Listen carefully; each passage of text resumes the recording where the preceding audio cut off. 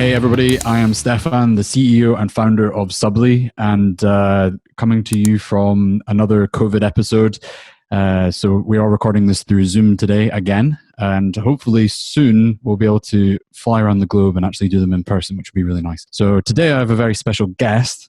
Her name is Chelsea Brennan, and she co-founded Little Life Box with her mother back in 2013, and they are from Montreal in Canada. So I believe that Chelsea is bilingual, so we can talk about that in a little second. And Little Life Box became the top healthy subscription box in Canada. Chelsea is also the lead account manager at Billy Social. Therefore, she is an expert in the realm of social media marketing strategy and even training their clients as well, which is pretty cool. So first of all, Chelsea, thank you for joining us today.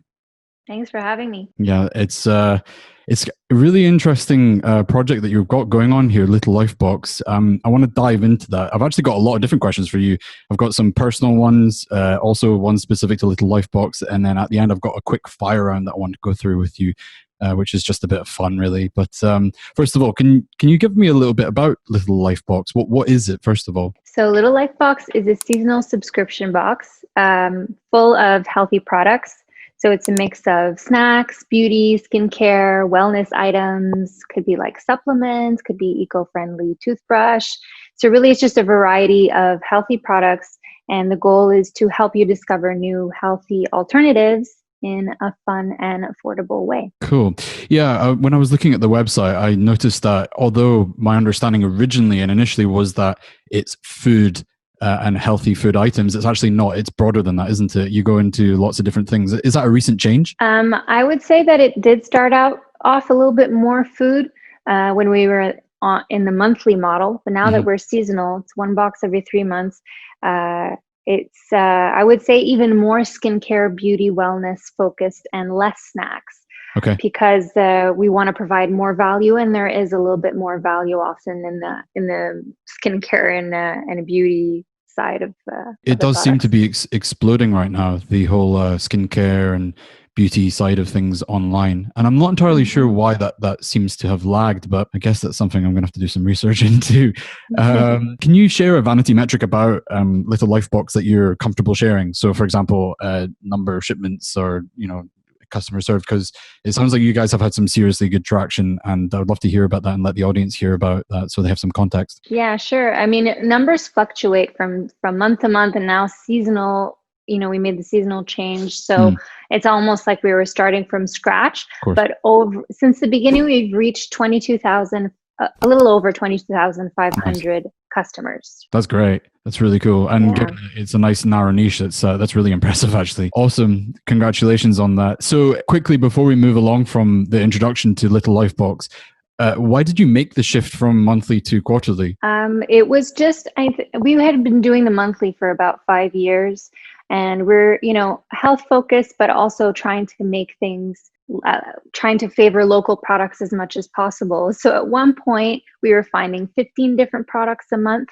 After 5 years, it started to become a little bit more challenging to keep things new and fresh in the box all the time. And we did find that our customers were staying on for about 3 months, not because they didn't like it. It was just too much. At one point, they still had products from the first and second box to finish.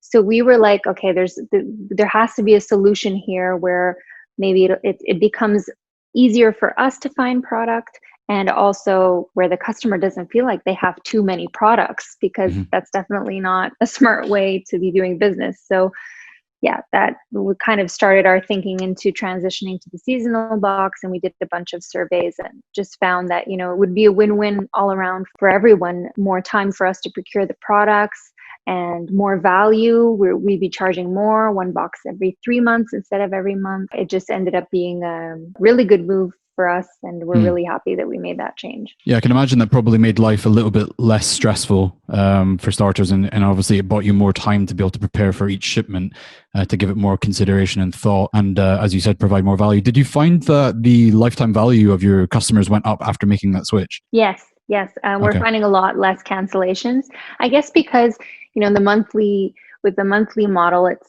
you're getting charged once a month, or sometimes people prepay for the year, so definitely not in that case. But for the monthly members, it's a reminder every month they've got a charge on their card for their box. Now it's once every 3 months and it's $45. I feel like it's maybe something that's a little bit more like really a gift to self, more affordable. People are looking forward to it because it's only once every 3 months.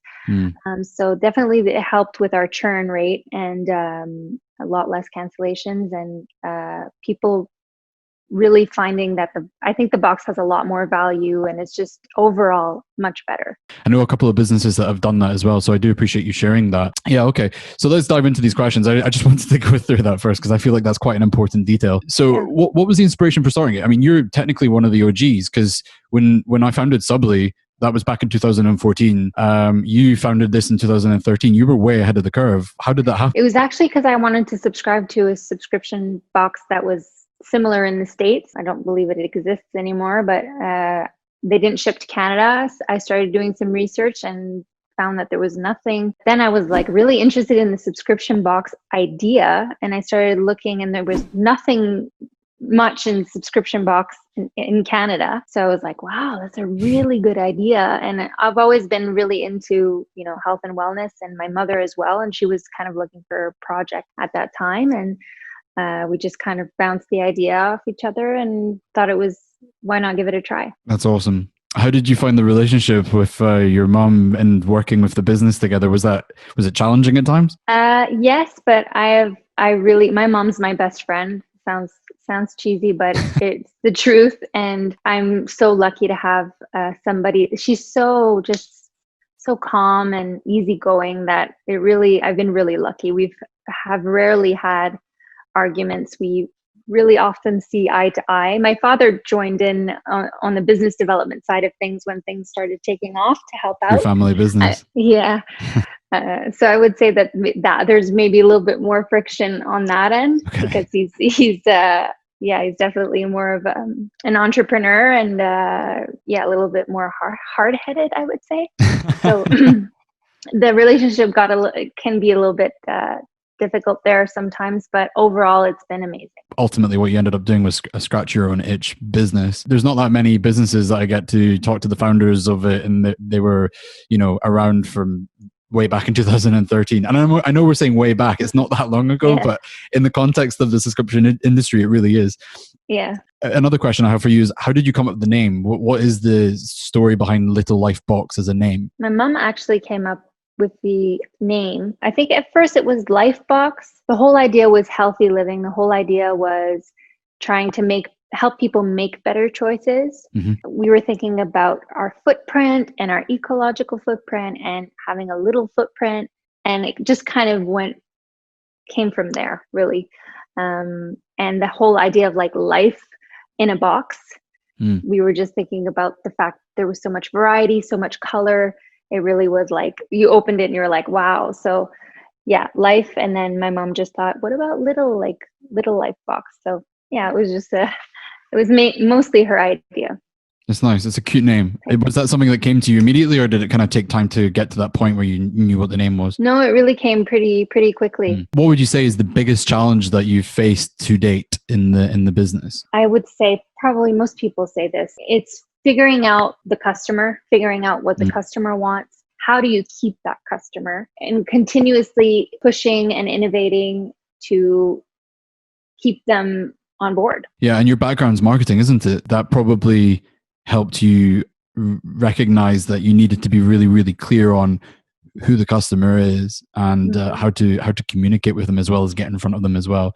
I think a lot of people miss these really basic principles. That's not wrong. You have to go through the process to learn them, but considering you had a marketing background, I can imagine that probably helped. If you were to start again, is there anything that you would do differently? I would say that if I could go back, I would have started with the seasonal model sooner. We did have a lot of great learnings, and I think we're much more solid as a company now. And so I wouldn't change it for that, but definitely makes much more sense now in the seasonal model. And I just wish we had done it sooner. Any additional challenges come up, and how did you handle that transition period in terms of communication, the customers? And a lot of people feel like they're stuck in a corner basically when they commit to their business and their idea and their model.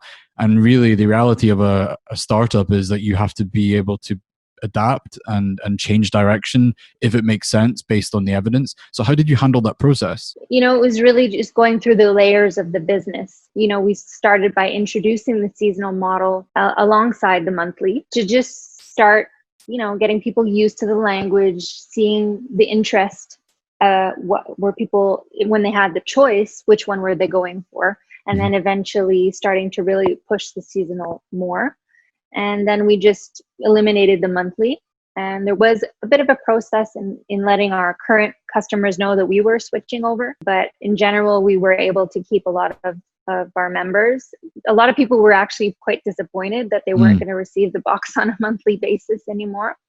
But I think for those that have tried the seasonal, it's an overall, feeling of satisfaction, because you are getting much more for your money. And I just am much more proud of the box now. It's really, we're able to curate it to exactly the way we like it. Whereas with the monthly, it was basically we were constantly running after product, and it was more of at the end, we take what we can get, versus now we really handpick every item. And so our customers, I think, that are the ones that stuck with us are happy. Was there any strategies for handling the people who weren't happy? Did you give them something as an apology, or did you just say, I'm sorry that obviously this is not going to be, it's not going to work out anymore? That's definitely something we can work on. There's always stuff you can work on,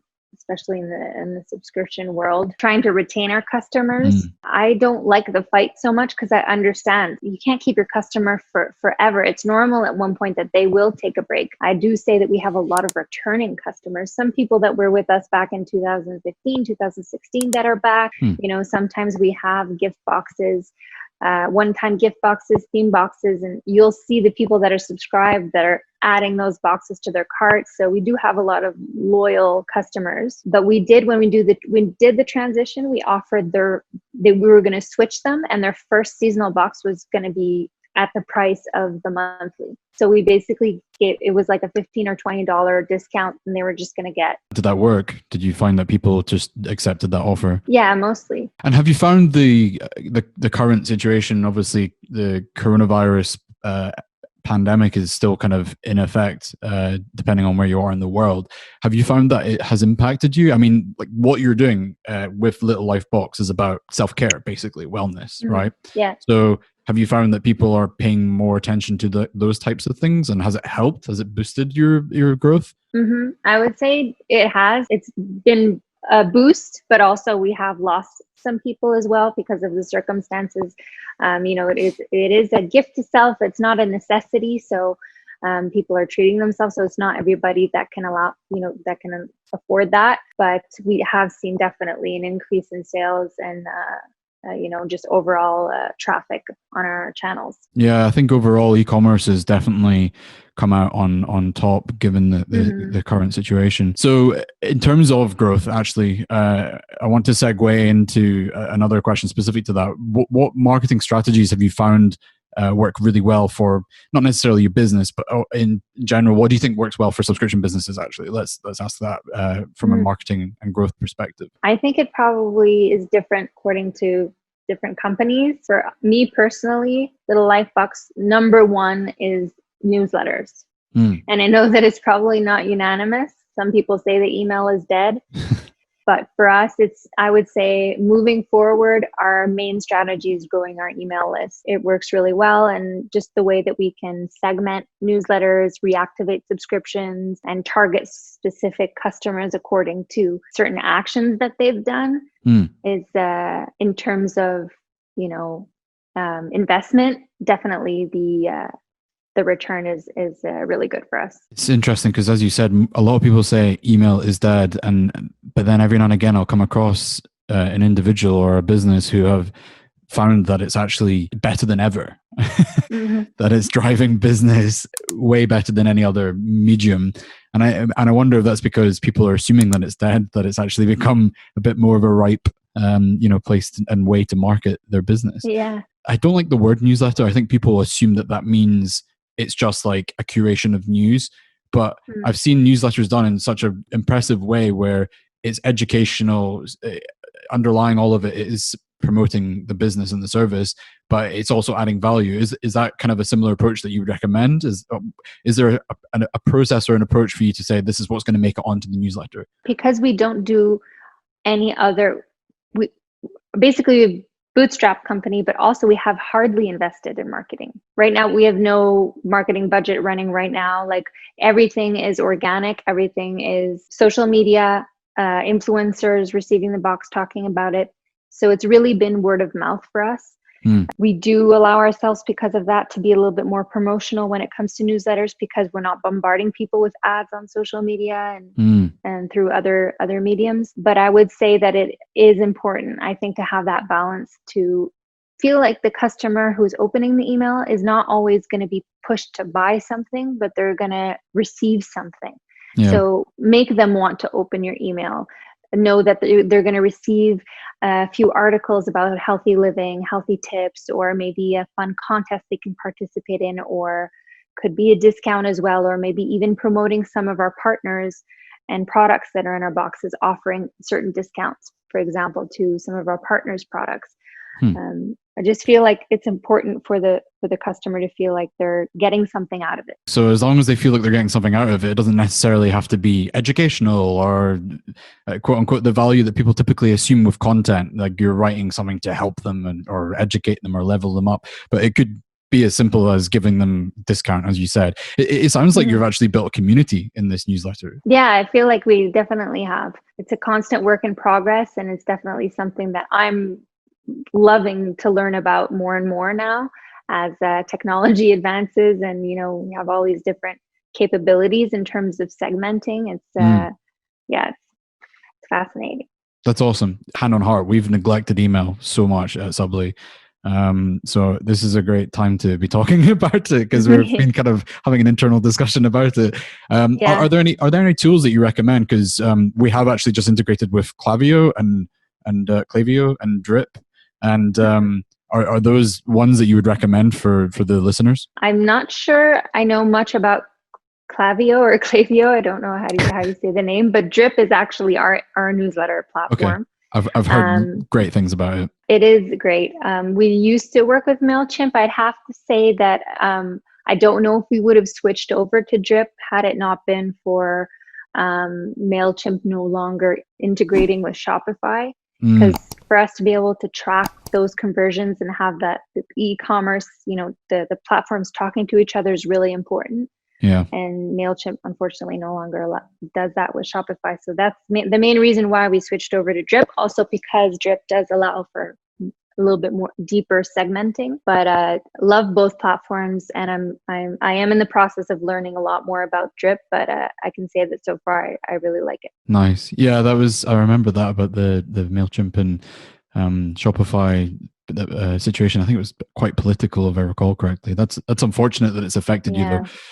That's a bummer. Okay, so you've been doing it for a while now. And was there a specific moment in time where you felt like this is a success, or do you feel like you're always working towards that? Always working towards it. I think for me, the first moment, and it wasn't in success in the sense that like, oh my God, like we're huge. It was the moment that I quit my full-time job to do Little Lifebox full-time. I would say that was when I was like, wow, this is actually something and we're on to something, which was in the first year, 2013. That's fast. I mean, you're bootstrapped as well, that makes it even more impressive. I mean, you must be a weapon when it comes to marketing. I must say that. I feel like I've learned a lot, and it was a lot of learning on as we were going. So it was like, okay, we don't know about this. Let me learn about it.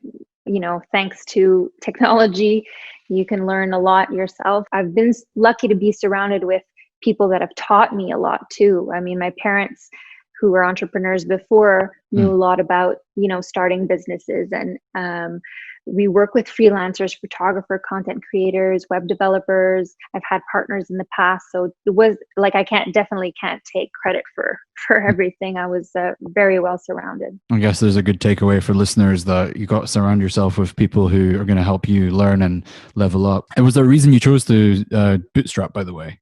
and not raise around? Was that maybe because of the influence of the people around you, or is that a decision that you specifically made, and was there a reason for that? It was just that it was day by day, and things just went well on their own, and we didn't really feel like we needed to. We were kind of slowly taking the strides and growing, and I would say now 7 years in that we're ready now.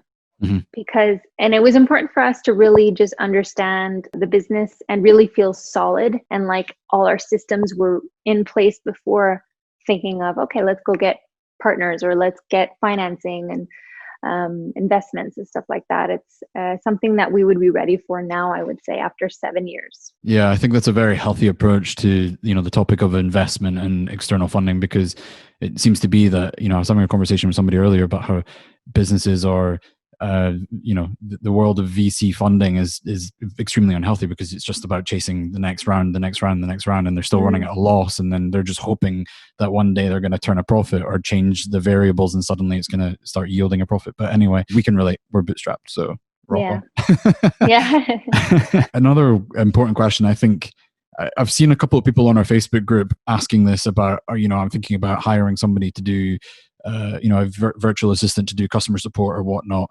And this question kind of comes up over and over again. And I feel like it's important to get insight from other entrepreneurs who have gone on the bootstrap journey actually, and are thinking of hiring somebody. And when's the right time to hire somebody? At what point did you go, okay, I think now we need to hire this person, and I'm going to delegate that specific task that I've been doing myself? I think that, as entrepreneurs, a lot of us have a hard time delegating, because we don't want to lose control. We want to make sure the standards exactly the way we want it. And it can be hard sometimes to trust other people. But I think it's important to be able to do that. We have freelancers that we work with on pretty much all the levels. And I think that if you're not ready to hire someone, that's fine. You can do a lot yourself. But at one point, you get to a point where you can't be an expert in everything. And I think it's really important to let the experts or the people that are really good in that, or dedicate their time to that, to help you and to take over. So you can really focus your energy where you're good in what you're good at your business. I actually read a book called The Big Leap, I think it was called, and they talk about the 4 zones: genius, excellence, competency, and incompetency. And they say in the book that you should focus as much of your time as possible in the zone of genius, which is what gives you energy, and then versus like excellence, which is the next one down, and then so on until incompetency. And it sounds like, I think that's what you're basically saying, that you should be trying to do as much of the genius stuff, the stuff that you're really good at, and delegate as much of the other stuff as possible that somebody else might be a genius at. It's tough though. I mean, letting go, as you said, and trusting in other people to do it as good as you envisage it in your head. But I also see other people who I think maybe are jumping the gun a little bit, and they're trying to hire too soon and too quickly. And I feel like, for example, customer support, when you're close to the customer, you get so much value out of being close to them for as long as possible. So in terms of your CS, is that something you've started to outsource? Or was there a point in time where you decided to make that switch? No, we actually still do all of our customer service, ourselves. Like we share the emails like amongst ourselves in different departments. But I would say that it's important to have that. I still need that. Like I still need to get the feedback from our customers and see where the problems are, or where we've excelled, or it's very important to have that. But I don't necessarily recommend, I don't say that the way we're doing it is the best. But also I feel like you can have a tendency to want to be on all the time, especially now with Messenger. You've got people messaging you through DM on Instagram. You have people messaging you through Messenger, and then you've got your live chat on your website, and then you've got your emails. And at one point it can be just overwhelming. And I think it's important to realize that you don't have to be on all the time, that it's okay to respond within a respected amount of time to your customers, but to not stress too much about, having to be on all the time, because you'll just be working all the time. It's never ending. So it is never ending. It's a really interesting topic as well. I think it's amazing that you've continued to do the support with the core team. As you were saying, it's kind of like a secret weapon that you get to see into the business and see the problems and fix them and come up with solutions for them, and by staying close to the customer. So I really love that. But as you said, the mental well-being aspect of it and always being on can be very hard to set a boundary for that. Yeah, I think if you can outsource, like I know for us it's manageable because the volume's manageable at this point. I'll turn the live chat on when I feel like it. Same thing for my mom. We'll answer questions on a daily basis without going overboard, but it's manageable. I know people in the subscription industry that it's out of hand. And so they've outsourced, for example, a lot of the customer service, especially live chat and social media, to companies that actually do that. And that's very smart. At least for the general support, I guess. Another thing that I wanted to ask about, I saw that you guys had won some awards. Is that right? Yeah. With A Year of Boxes actually is the first company that did a subscription box awards. They're doing one in Canada and the States. This is the second year in a row, and they're basically the biggest subscription box directory, definitely in Canada. I don't know about the States, but they're probably up there as well. We won this year for best vegan box, and last year was best box under 30. At that time, with the monthly, our box was under $30. Congratulations. That's really amazing. As I mentioned at the beginning when I introduced you, again, to the listeners, Chelsea, also you're an account manager at Billy Social, and you're working on the social media side of things there. So first of all, what is Billy Social, and how did that come about? So I've been doing Little Life Box for 7 years now, and everything's streamlined. We have freelancers that we work with, and I just got to a point with the seasonal box. It's a lot less work. Everything's super manageable. If I plan everything and program everything in advance, I have time to do other things. I'm very passionate about wellness, but I'm also very passionate about marketing. And so I really wanted to push that side of things and really get into the world of marketing. And a friend of mine from high school has the agency called Billy Social, and she was looking for somebody to help her with the social media. So she was at WeWork actually, and I just hopped on board with her, and I've been there for about a year now. I just love hearing that you've got your business so streamlined and basically managing itself, it sounds like. And that's really exciting. I'm sure some of the listeners will love to hear that because, obviously at the very beginning of a business, it can be so chaotic and stressful, but there is light at the end of the tunnel, and depending on what your goals are as well. Like, for you, it sounds like that is your goal, like to have that. And it's like it's a passion project, but it's also a successful passion project. And now you're able to work on other projects. How do you handle that workload though? Because you've basically got two jobs essentially. Yeah, pretty busy. But you've got an Apple Watch. I can see your Apple Watch as well. I would never be able to cope with one. No? No, because it'd be tapping me all the time. Too much. Yeah, no, I've got some, I've regulated my notifications. Okay. It's great because it tells me get up, take a minute breather, and I need that because if not, I can just be in front of my computer for hours and not see the time go by. That's definitely one thing, is having structure to my day is really important. Like I need to have everything planned. I plan my lunch, I plan my workout, if I'm going to sit and listen to a podcast, it's planned in my schedule. I don't think I would be able to do it if I didn't have that somewhat of a structure. Everything into your calendar, literally, like at this time I'm going to do this. The more my calendar fills up, it just becomes obvious what gaps are appearing. And then when you get to those gaps, if you've not got something in it, it's like, oh, what am I meant to be doing now? Because you start to live by the calendar almost. Exactly. Yeah. Are there any tactical things? I mean, obviously we just mentioned the calendar there, but are there any tactical things that you have implemented that have made your life easier day to day? I would say that definitely the schedule is a life changer for me, but everybody works in different ways. I have a very structured morning, and I think it's very important to balance your day, not just with work.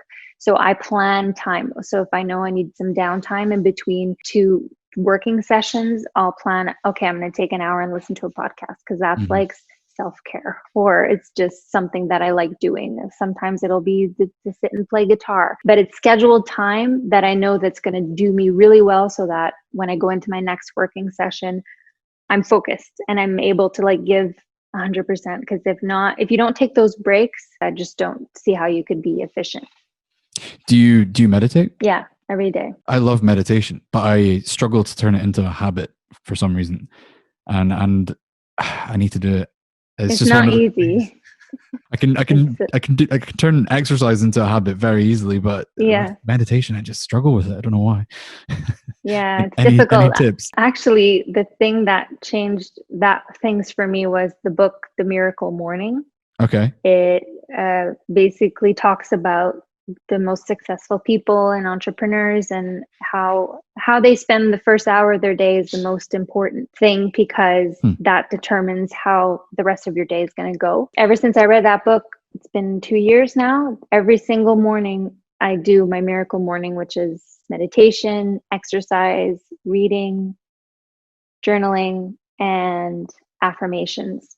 And it's about an hour in the morning, but I find that if I don't take the time to at least meditate, some days I skip out on the journaling, or if I don't have time, but especially the meditation, I feel a big difference if I don't do it. And sometimes it could be just a 5-minute meditation, but I feel like if you really are able to fit it into your routine, it does have a big impact. I'm going to read that book. Yeah, it's really good. I appreciate the recommendation on that one. On your LinkedIn, you described yourself as passionate and a disciplined person, and I was wondering, how do you maintain like that professional discipline? Because I know a lot of people out there who are solo entrepreneurs, or they're self-managed because they're working at a startup, for example. What would you say to them to help stay disciplined? I think you have to find a way to discipline yourself that works for you. Some people don't work at all well on a schedule, so it's really just testing and finding out what works for you. Is it writing a to-do list? Is it voice memos? Is it scheduling the time in your calendar? Or is it just going with the flow? Some people, that's the best solution. I would say that loving what you do is a big thing. I love what I do, so I'm motivated to make my schedule in the morning, or plan my to-do list, because I'm excited about it. If you don't like what you do, it's going to be hard to stay disciplined and hard to stay motivated. But also little things like just, making my coffee makes me so happy. So if I sit down with my coffee and light a little candle, have a nice little clean desk set up, it's also like an extra motivation for me to get in the zone and stay focused. Almost like a reward built into it. I've gone through all the questions, so I want to turn into the quick fire round now. I suspect you've answered one of them in terms of the book question, but the first one I have is, what's your superpower? Probably optimism. Okay. I think that it can be really easy to get, especially when you're running a startup. It could be easy to lose motivation and to focus on the negativity, or to focus on things that aren't going the way you want. But I think that if you're able to see the light at the end of the tunnel and just stay optimistic and positive, and just, okay, we made a mistake here, not to dwell on it, but to learn from it and say, okay, how am I moving forward now? It's in the past, let's move forward and find solutions so that it doesn't happen again. I think that that's really important. And I find that I'm able to stay optimistic most of the time.